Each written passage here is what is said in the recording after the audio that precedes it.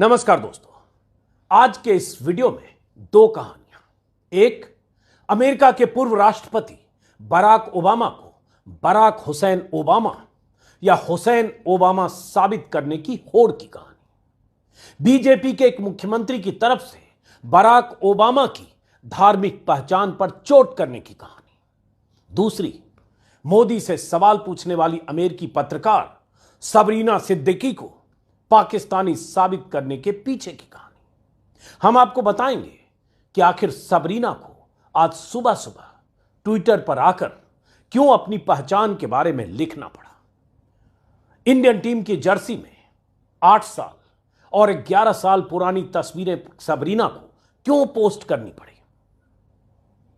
Sabrina को क्यों बताना पड़ा कि 2011 और 2015 के वर्ल्ड कप के दौरान वो इंडियन टीम की जीत के लिए, भारतीय क्रिकेट टीम की जीत के लिए दुआएं कर रही थी।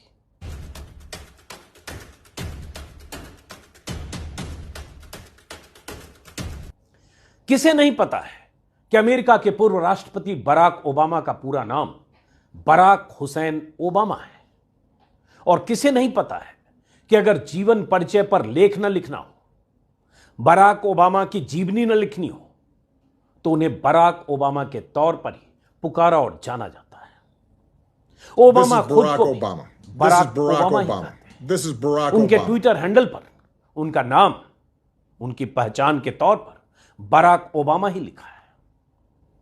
अमेरिकी प्रेसिडेंट के तौर पर शपथ लेने के मौकों को छोड़ दें तो बराक हुसैन ओबामा खुद को हमेशा बराक ओबामा ही कहते हैं। आज सुबह से कम 20-25 ऐसे वीडियो मैंने देखे, उनके भाषणों के हर जगह अपना परिचय वो बराक ओबामा के तौर पर ही कहते हैं। This is Barack Obama.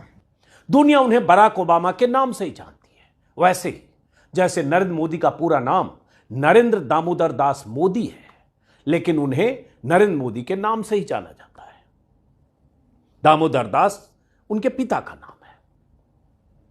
लेकिन बराक ओबामा का अगर पूरा नाम लेते हैं, अगर ओबामा का पूरा नाम लेकर उन्हें बराक हुसैन ओबामा कहते हैं, तो उसमें उनकी धार्मिक पहचान सामने आती है।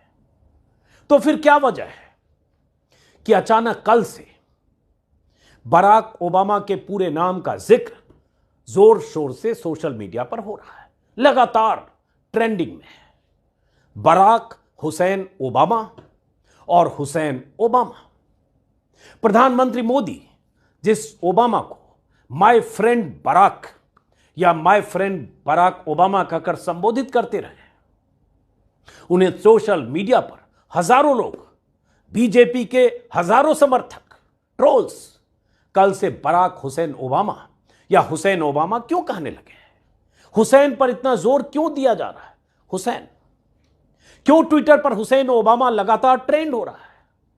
क्यों हजारों मोदी समर्थक उस बराक ओबामा को बराक हुसैन ओबामा लिखकर उनकी धार्मिक पहचान पर जोर देने में लगे, जिस ओबामा को कुछ साल पहले तक प्रधानमंत्री मोदी तू तड़ाक वाला दोस्त कहते नहीं अगाते थे, जब बराक ओबामा अमेरिका के राष्ट्रपति थे। क्यों हजारों लोग बराक ओबामा को हुसैन ओबामा कहकर उनकी लानत मलामत कर रहे हैं। वजह साफ है। 2 बार अमेरिका के राष्ट्रपति रह चुके बराक ओबामा ने मोदी और जो बाइडेन की अहम मीटिंग और ब्रीफिंग से पहले वो बात कह दी, जिससे मोदी समर्थकों की पूरी ब्रिगेड को, पूरी जमात को जबरदस्त मिर्ची लग गई है। पूरी की पूरी बीजेपी बौखलाई हुई है। कट्टरवादी ट्रोल्स तिलमिलाए हुए हैं। सोशल मीडिया के वॉरियर्स जो बीजेपी के लिए कुछ भी लिखते हैं, बोलते हैं, बौखलाए हुए हैं। और इसी बौखलाहट में बीजेपी नेता और असम के मुख्यमंत्री हेमंत बिस्वा शर्मा ने एक ट्वीट के जवाब में बराक ओबामा को हुसैन ओबामा कहकर हुसैन के प्रति अपनी नफरत का इजहार कर दिया है। मोदी के परम मित्र रहे बराक ओबामा को इशारों में ही सही, लेकिन हुसैन ओबामा कहकर बीजेपी के मुख्यमंत्री ने मोदी के लच्छेदार भाषण की पोल खोल दी है।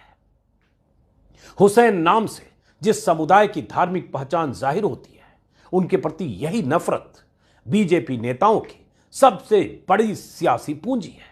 सबसे बड़ा मूलाधार है, सबसे बड़ा जनाधार है। इसी नफरत की बुनियाद पर बीजेपी के समर्थकों का टिका जनाधार है, बहुसंख्यक हिंदुत्ववादी जनाधार। पीएम मोदी अमेरिका में जो बाइडेन की मौजूदगी में एक अमेरिकी पत्रकार सबरीना सिद्दीकी के सवाल के जवाब में भारतीय लोकतंत्र और संविधान पर लेक्चर देते हैं और संविधान की शपथ लेकर असम की मुख्यमंत्री की कुर्सी पर बैठे हेमंत बिस्वा शर्मा मोदी के लेक्चर में 24 घंटे के भीतर पलीता लगा देते हैं। कथनी और करनी का फासला मिटने में 24 घंटे भी नहीं लगते हैं। वो एक मुहावरा है ना जिसका जिक्र मैं बार बार करता हूं, हाथी के दांत खाने की ओर दिखाने की ओर। तो हाथी के दिखाने वाले दांत अमेरिका में दिखते हैं जब मोदी जी लच्छेदार भाषण देते हैं, लोकतंत्र और संविधान की दुहाई देते हैं, और खाने वाले दांत यहां दिखते हैं भारत में जब बीजेपी के मुख्यमंत्री ट्विटर पर ऐसी भाषा का इस्तेमाल करते हैं। मोदी से अमेरिका में वॉल स्ट्रीट जर्नल की रिपोर्टर सबरीना सिद्दीकी की तरफ से पूछा जाता है कि आप और आपकी सरकार भारत में अल्पसंख्यकों के अधिकारों में सुधार और अभिव्यक्ति की आजादी को सुनिश्चित करने के लिए कौन से कदम उठाने को तैयार है। जवाब में मोदी कहते हैं, लोकतंत्र हमारे डीएनए में है, लोकतंत्र हमारी आत्मा है, लोकतंत्र हमारी रगों में दौड़ता है। भारत में किसी भी तरह के भेदभाव के लिए कोई जगह नहीं है। तालियां बजती है, हम लोकतंत्र में जीते हैं, सांस लेते हैं, मोदी कहते हैं, और यह सब हमारे संविधान में है। मोदी उस सवाल के जवाब में कहते हैं, असहज होते हुए ही सही, जवाब देने से पहले पानी पीते हुए सही, कास्ट, क्रीड, रिलीजन के आधार पर भेदभाव के लिए भारत में जगह नहीं है। भारत के में सबका साथ, सबका विकास और सबका विश्वास के सिद्धांत से चलता है। मोदी जी का यह सुनना भाषण किसी को भी अच्छा लगेगा। भारत के लोकतांत्रिक मूल्यों में कोई भेदभाव नहीं है। प्रधानमंत्री अगर यह कहते हैं तो सुनने में यह बात कितनी अच्छी लगती है। संविधान और लोकतंत्र का जिक्र मोदी ऐसे हमेशा अपने भाषणों में करते हैं। अमेरिकी कांग्रेस के संयुक्त सत्र को, ज्वाइंट सेशन को संबोधित करते हुए पीएम मोदी ने 14 बार लोकतंत्र का जिक्र किया भी जाना चाहिए। आखिर भारत दुनिया के बेहद मजबूत लोकतंत्र में से एक जो है, और जो मुल्क संविधान के बुनियाद पर टिका है, लेकिन लोकतंत्र पर लेक्चर देने और लोकतांत्रिक होने में फर्क है। और यह फर्क हमेशा आपको भाषण और शैली में पता चलेगा जब बीजेपी के नेताओं को उनके कहे और उनके किए के पैमाने पर कसेंगे। मोदी समेत बीजेपी के सभी नेताओं की कथनी और करनी में फर्क तब दिखता है जब चुनाव, वोट, सियासत, सत्ता और ध्रुवीकरण की बात आती है।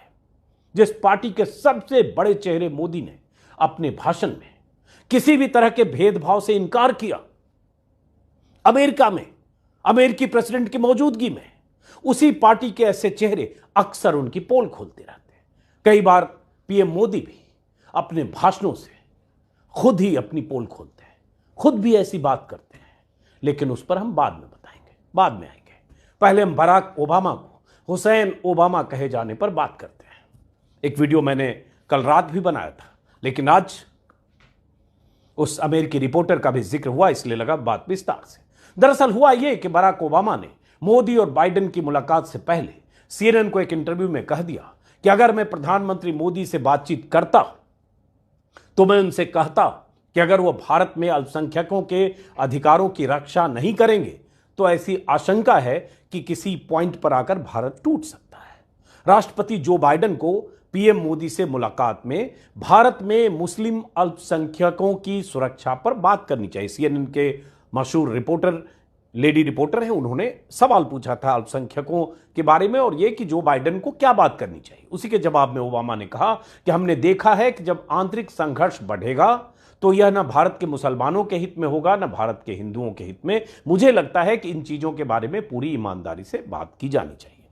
वो इंटरव्यू में कही गई ये बात वायरल हुई। तो पहली बात तो यह है कि भारत का लोकतंत्र इतना मजबूत है, किसी सरकार या किसी पार्टी के रवैये की वजह से भारत अब टूट नहीं सकता। इसलिए टूटने की बात कहना तो बेमानी है।